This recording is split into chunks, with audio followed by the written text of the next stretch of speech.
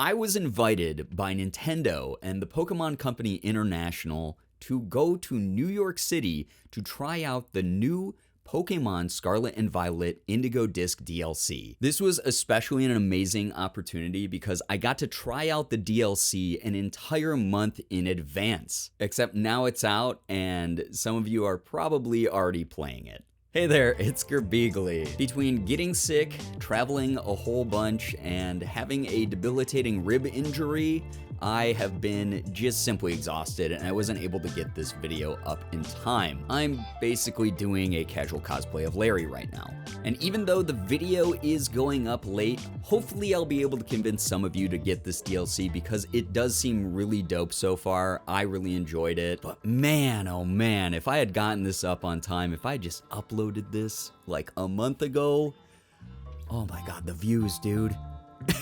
That said, if you are a Pokemon fan clicking on my channel for the very first time because I have clickbaited you into an Indigo Disk video, then feel free to click the timestamp in the description to skip ahead in the video. I will simply not be offended by that, I promise you. Also, for those of you still watching the part about New York City, I filmed a lot of stuff on my phone while I was there, and it was nighttime, so the light was very low, and it kind of looks like crap. So I'm sorry. It's about 10:55 a.m. and I am currently in the Rochester airport. I'm running on like 5 hours of sleep, so apologies for this, but I'm about to head to New York City. Very excited for this adventure. Thank you so much again to Pokemon Company International for sending me to one of my favorite cities in the world to preview DLC for one of my favorite games ever. Thank you so much. I'm very excited for this trip. Can't wait to eat some good food. Anyway, this trip was fairly last minute, but fortunately it was a quick 1-hour flight across the state to visit one of my favorite cities in the world. I just woke up from an excellent nap. It's dark outside now, but that's okay. That's kind of expected with daylight savings in New York. But I'm about to go out, get some delicious food, explore the city. I might hit up Nintendo World or something like that, which would be really fun. And just so excited to eat good food. Very, very excited to just walk around and have a good time. So, bye. I visited some of my favorite neighborhoods, ate some of the best Korean food ever, and even visited the official Nintendo store in Rockefeller, which I haven't been able to return to in years. I'm in Rockefeller Center. I just walked here from the hotel. It's kind of cold out, but that's why I'm wearing layers. It's the first time I've been here in years, but I'm outside the Nintendo store, which I'm so excited to go into. And then afterwards, I'm gonna go get some food, probably go to bed and get ready for the Pokemon event tomorrow. So excited. This has been a fun trip. I love walking around the city. It's just so full of life. Hopefully I can show some more stuff soon. If you've never been, it's an amazing store featuring all the Nintendo franchises, and it even has a display highlighting Nintendo's console and handheld history. Obviously, the coolest part though is all the exclusive Pokemon stuff you can buy.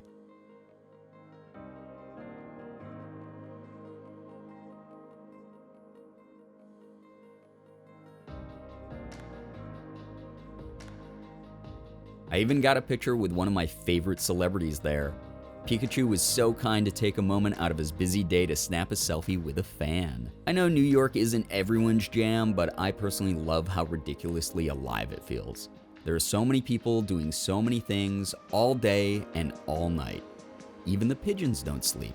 So I'm back in my hotel room after a very successful day of sightseeing around New York City. It was really fun. I just stayed in the Manhattan area because that's what I know, but it was really, really great. I got to take my time. I took a lot of photos. I took a lot of video. I went out to Koreatown for some of the best Korean food I've ever had.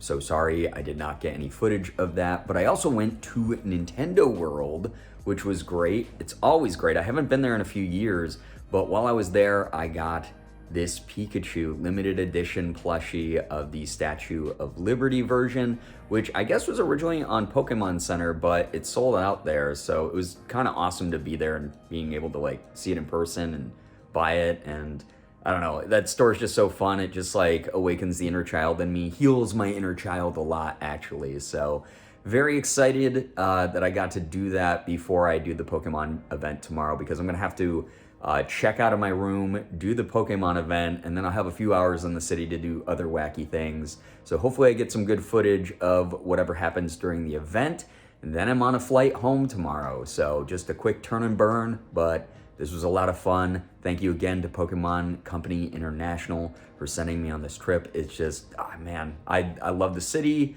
I love Pokemon. I love everything. I'm feeling good right now, but I'm gonna get some sleep because I am tired. So goodbye for now.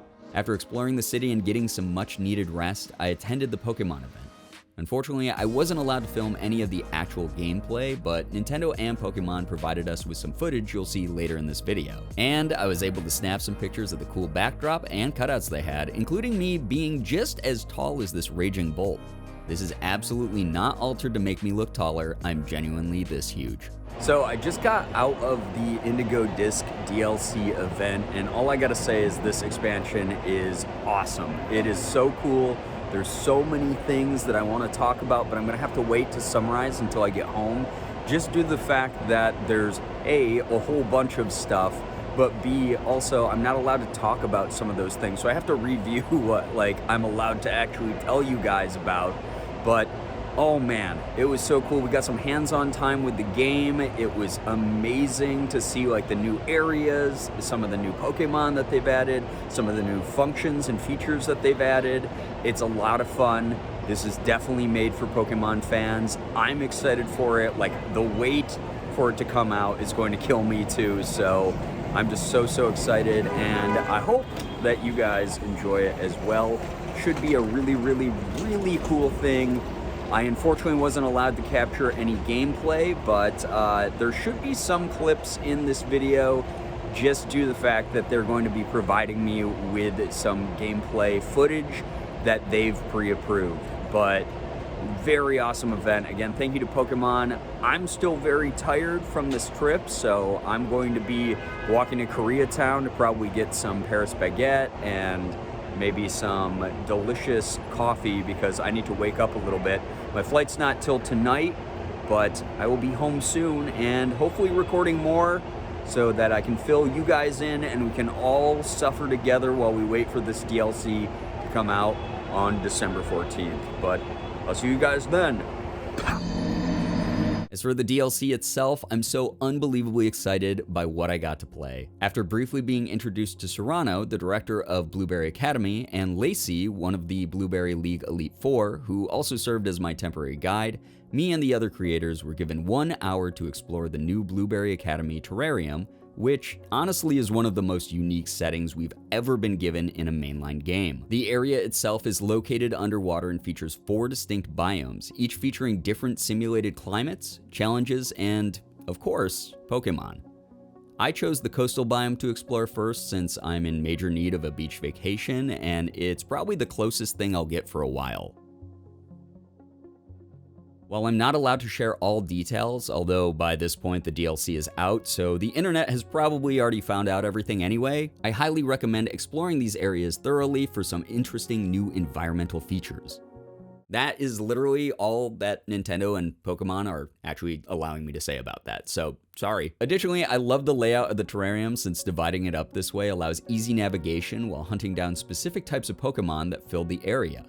Again, I can't give an exact number of newly featured Mons, but I'm very pleased with the selection the Blueberry Academy Pokédex adds, and it's genuinely awesome seeing something like the Alolan varieties roaming around in their natural habitats. Because of its more streamlined nature, the terrarium also feels more varied and alive, packed with Pokemon, healing stations, and NPCs. That's not to say that this takes away from the exploration aspect. This is just still very much an open world game, and as I mentioned above, the curious will be rewarded with unique, worthwhile experiences. After completing a simple school assignment, winning a quick reunion battle with Carmine, and paying to activate an elite trial with the new BP currency, I was introduced to Amarys, another member of the Blueberry League Elite Four. One of the most exciting interactions I had with Amarys was her granting my Koraidon or Miraidon with the temporary ability of flight. And I'm not talking about the wimpy gliding the base game gave us, I'm talking like actual flying through the sky. I'm genuinely hoping this becomes a permanently unlocked feature later in the DLC. Amarys had me put the new ability to the test by having me fly through rings, which honestly controlled much more smoothly than I expected it to. The trial was a cinch, so much so that I noticed the rings being made up of magnemites. Just little guys doing their best. It's lucky that the first part of the Elite trial was so easy though, because the second part was absolutely the opposite. I had a hunch I'd have to battle Amarys during this event and thought I was ready to, but I simply was not. From the start, I had been provided with a preset team that Nintendo and Pokemon thought would be apt for this demo. The team was over-leveled to level 80, they had great typing variety, and I was even set up with an overabundance of healing items. Even with all of that, Amarys was a challenge. And while I'm not the world's most competitive battler, even I could tell that she was a beast. I was like fighting for my life the entire time, like no joke. Now, I'm not allowed to reveal her team composition, but I promise you that even seasoned trainers are going to feel the pressure of what felt like battling a human opponent. Amarys has a full team of 6 Pokemon, and because this DLC focuses on competitive doubles battles, the strategies she utilizes are truly intense at times. I lost several Pokemon during our fight and barely came away with a victory. That said, while the reps at the event told me the focus of the Indigo Disk was to provide more difficulty for more serious players, again, I'm a casual battler. I'm like far removed from the meta. And while it felt more hardcore than the base game and the first DLC, it certainly wasn't unwinnable once I slowed down and actually focused on my strategies. Overall, I think this DLC will give veteran battlers plenty to enjoy while providing those of us who aren't as heavy into battling with the inspiration and the tools to get better at it. And if you ever need a break from all that fighting, the expanded Blueberry Academy Pokedex and the fresh new environment are ever-present goals to conquer and explore. Anyway, thank you again so much to Nintendo and the Pokemon Company International for sending me out to New York City, putting me up in accommodations, letting me take part in this event.